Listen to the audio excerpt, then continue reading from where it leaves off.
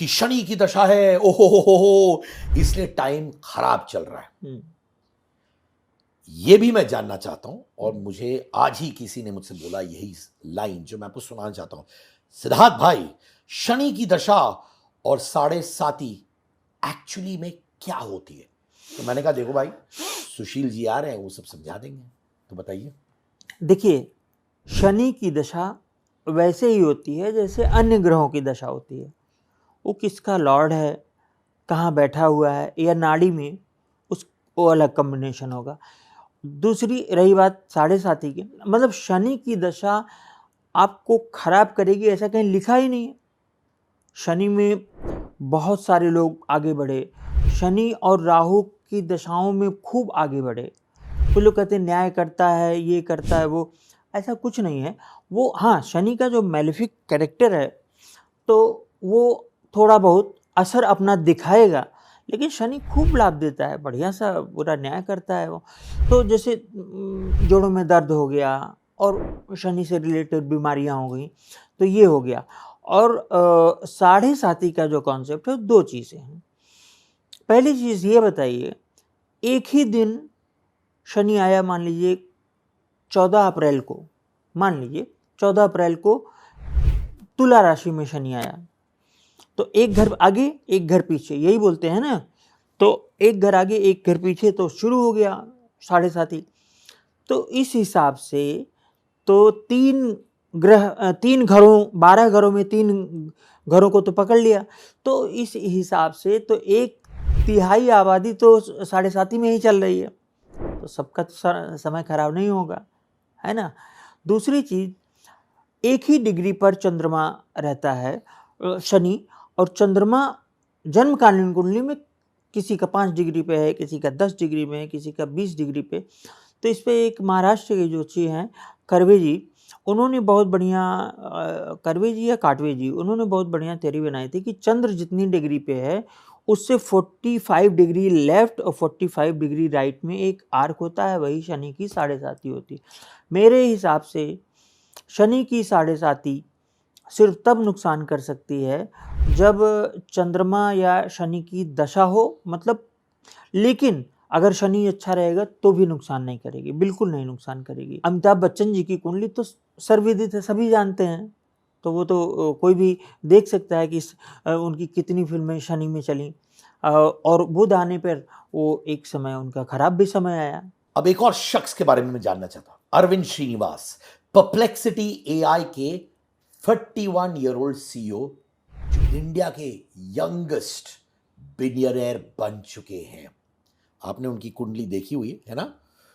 तो उनकी कुंडली में ऐसा क्या है एस्ट्रो सुशील कि वो इतनी कम उम्र में इंडिया के यंगेस्ट बिलियनर बन चुके हैं?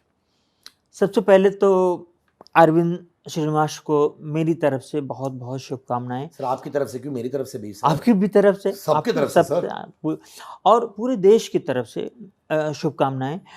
देखिए, कोई अगर धन प्राप्त करता है, आगे बढ़ता है, तो उसको आप प्रेस करना चाहिए, नहीं तो आप नुकसान में आ जाएंगे, ये तो आगे मैं बताऊंगा। तो मैं कह रहा हूं कि अभी तक मैंने अरविंद श्रीनिवास की कुंडली नहीं पढ़ी थी, आज मैंने पढ़ी।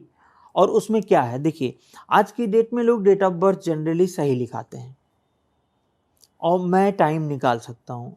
अभी मेरे ऊपर है मैं निकालूं कि नहीं निकालूं, इतना समय देना, तो मुझे बहुत समय लग गया टाइम निकालने में।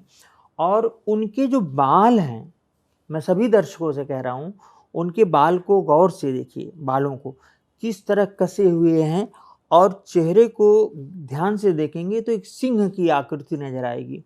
कई कई फोटोज में अगर देखेंगे तो एक सिंह है, तो वो सिंह लगन के हुए।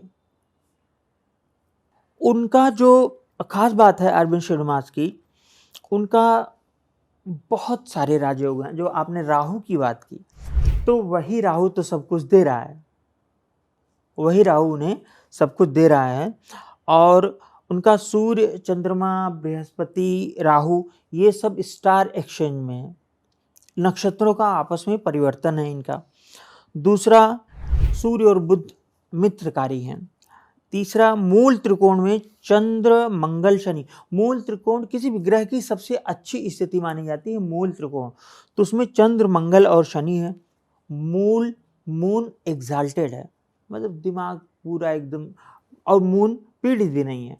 तो ऐसे आदमी का थोड़ा सा मंगल का असर है, लेकिन ऐसा आदमी मतलब बहुत बड़ा काम कर सकता है।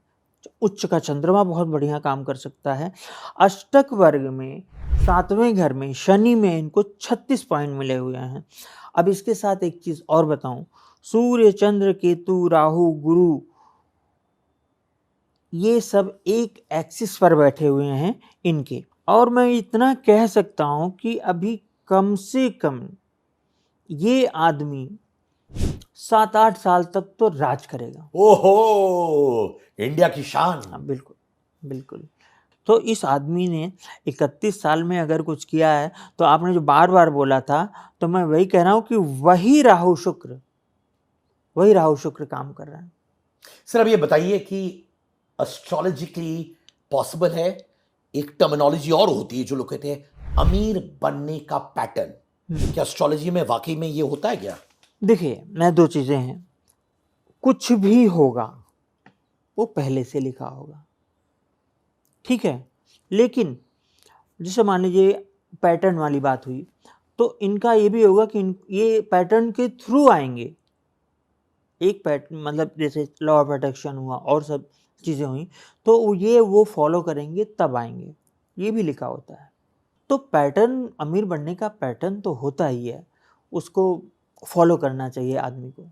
सर पैटर्न होता है एक, और एक होता है कि जब लोग कहते हैं यार शॉर्टकट हो जाए अमीर बनने का, यार हर इंसान शॉर्टकट करना चाहता है, एक्टर्स हो, बिजनेसमैन हो, और भी अमीर बनना चाहते हैं, आम इंसान हम जैसे हो, सब कभी ना कभी शॉर्टकट के बारे में सोचते। तो एस्ट्रोलॉजी से शॉर्टकट तरीके से अमीर बन सकता है? नहीं, एस्ट्रोलॉजी की किसी रेमेडी से शॉर्टकट तरीके से अमीर नहीं बन सकता कोई।